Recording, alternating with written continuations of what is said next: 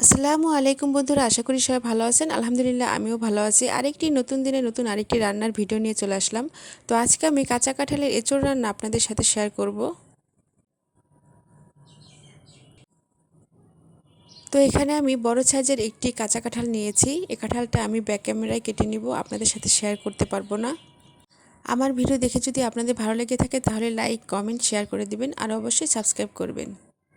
তো কাঁঠালের খোসা ছাড়িয়ে কেটে ভালো করে পানি দিয়ে ধুয়ে নিয়েছি। আর কাটার সময় আমি সয়াবিন তেল লাগিয়ে নিয়েছিলাম, আপনারা সরিষার তেলও লাগিয়ে নিতে পারেন। আর আমি এভাবে কেটে নিয়েছি, আপনারা আপনাদের পছন্দ অনুযায়ী কেটে নেবেন। আর কাটার পরে গরম পানিতে রাখবেন, তাহলে আর আঠা আঠা লাগবে না। এখন আমি এগুলো সিদ্ধ করে নিব। আর এই জন্য আমি একটি হাঁড়িতে কেটে রাখা কাঁঠাল নিয়েছি এবং এর মধ্যে পরিমাণ মতো লবণ, হলুদ এবং পানি দিয়েছি। এখন সিদ্ধ করে নিব।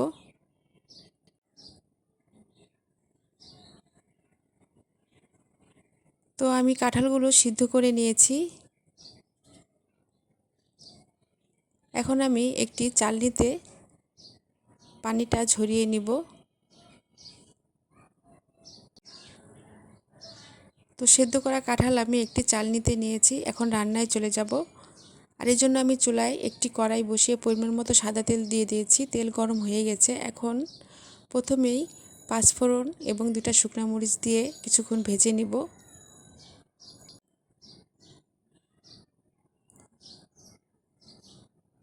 তো ভাজা হয়ে গেছে। আমি একটি তেজপাতা 2 টুকরা করে দিয়েছি। এখন আমি কেটে রাখা পেঁয়াজ এবং কাঁচামরিচ দিয়ে আরেকটু ভেজে নিব।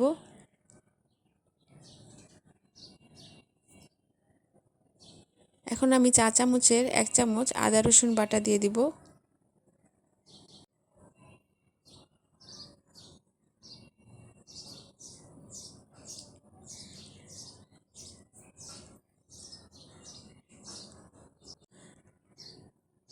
তো পেঁয়াজটাকে একটু ভাজা ভাজা করে নিয়েছি। এখন সেদ্ধ করা কাঁঠাল দিয়ে দিব।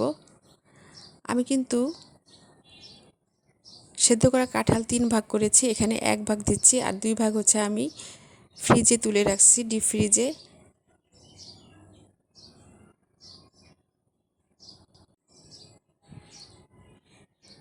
যারা আমার চ্যানেলটাকে সাবস্ক্রাইব করে আমার পাশে আছেন তাদেরকে অসংখ্য অসংখ্য ধন্যবাদ। তো আমি ভালোভাবে একটু নেড়ে চেড়ে দিচ্ছি।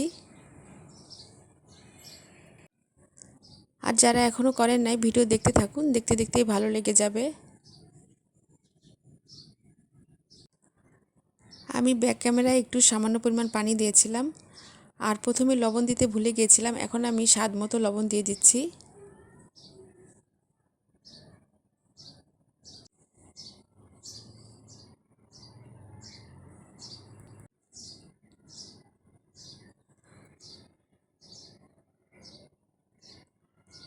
আর এভাবে চামচ দিয়ে একটু ভেঙে দিতে হবে।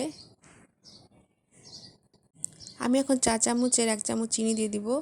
চিনি দিলে এঁচোড়ের স্বাদটা দ্বিগুণ বেড়ে যায়। আর এঁচোড় খুব বেশি করে নাড়তে হয় আর ভাজা ভাজা করতে হবে। তো দেখুন আমি কিন্তু এঁচোড়টাকে অনেক ভাজা ভাজা করে নিয়েছি। আমার কাঁঠালের এঁচোড় রান্না হয়ে গেছে। এখন নামিয়ে ফেলবো।